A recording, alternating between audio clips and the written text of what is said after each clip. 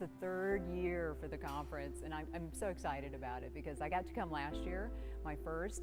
I regret not making the first one. It was the most unique experience of a conference that I've been to in eons, and I love the camaraderie, the networking, and the connections. I've actually met with several of the people that I met last year, and I've met some of the people back in my home office and stayed in connection. So it's been a wonderful networking opportunity. The connections, the sessions, the cost of the conference. It's like, if you're not here and you're a woman in this industry or this business or want to be, or you're a firm that would like to grow and add diversity and some really excellent talent to your roster, this is the place to be. I formed the Garrett Planning Network as a byproduct, if you will, of my individual practice.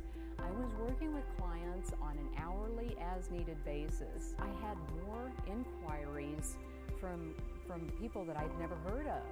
Back in my prior incarnation in a wealth management firm, I was told we got referrals, and people said, you know, we really appreciate your services, and they gave referrals, but we didn't hear from those people necessarily.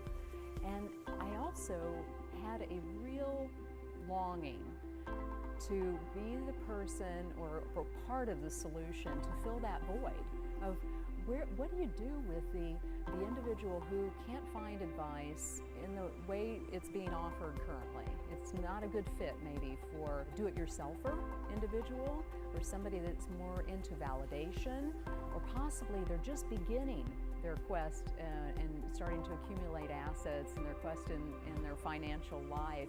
And where do they turn? So I wanted to be a solution for those individuals. So I started a practice by myself. I went out on my own and I established an hourly, as-needed financial planning firm with the mantra to help make competent, objective financial advice accessible to all people. Now, one really smart person said, Cheryl, if that's your objective, your primary aim to help make competent, objective advice accessible to all people, you can't do this by yourself. But I recognize that you have a flock of financial advisors interested in what you are very willing to share and tell them about. And so I launched the Garrett Planning Network in 2000, and my first book in 2002. Basically, the publisher said, what will you put in a book that you currently sell to your membership about how you ran your practice? So I recognized after about a little over a year in the business, in my hourly as-needed practice, that I was getting as many phone calls from financial advisors saying, how are you doing what you're doing, and can you teach me? Ended up at a spot where within the first 2 years I had capped out, couldn't take on new clients, so I had to grow. We ended up with 4 CFPs on staff in my firm. It looked like a little law firm, very lucrative, and really fulfilling to be able to make a difference in people's lives. That, you know, it's not talking about adding a few basis points to rich people's bottom line, but rather the difference between actually being able to find financial security someday or not. The challenges of compensation and how financial advisors are compensated it is challenging. Do people want to pay for anything? We really don't want to part with our money, but we don't necessarily want to spend money. And when you charge by the hour, it becomes glaringly obvious that you're paying for it. But at the same time, we're living in an era of transparency. So the fact that you pay for exactly the amount of time your advisor is working with you or on your behalf, and you get a hard quote up front, a firm quote. I mean, I'd never hire anybody to do anything for me by the hour without an actual hard quote. Because, you know, we always hear the meter's always running, you know, like a law firm. Exactly. So, you know, we don't want someone, a financial planning client, to have that feeling of, you know, I'm afraid to call my advisor and double check on something because I don't want to get this bill. I heard that from within the industry. Some of my colleagues and some people I admired said, you know, Cheryl, you really think about what you're doing. I don't think it's necessarily a good idea. They use different words sometimes to describe that. And what I found is those people who were attracted to my services had no problem writing a check for the payment because they recognized that financial advisors all get paid, and they wanted to know exactly how much and from whom. And so there is the pain of paying. There are different ways that we can charge this hourly fee.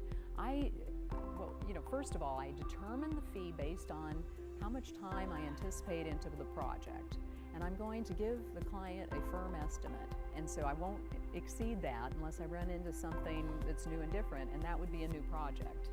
So it's very much like a law firm is set up typically, where you might go in and say, my tree fell over in the recent storm and landed on my neighbor's fence. What do I need to do? And I've contacted the insurance company, and the neighbors have got some complaints, and so I just want to get a consultation with an attorney.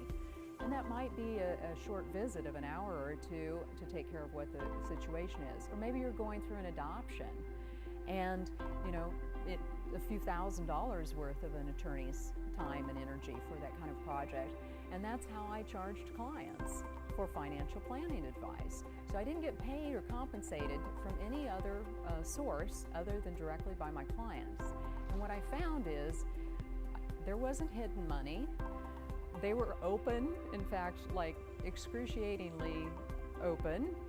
When I was we're all selling our services and what we have to offer and our advice, but when I was in a more traditional financial services sales role, they wouldn't open up and tell us as comprehensive or holistic financial advisors what they really needed or what they had going on so we could help them determine what they really needed. And if we can't get all the pieces to the puzzle, we can't build the right puzzle.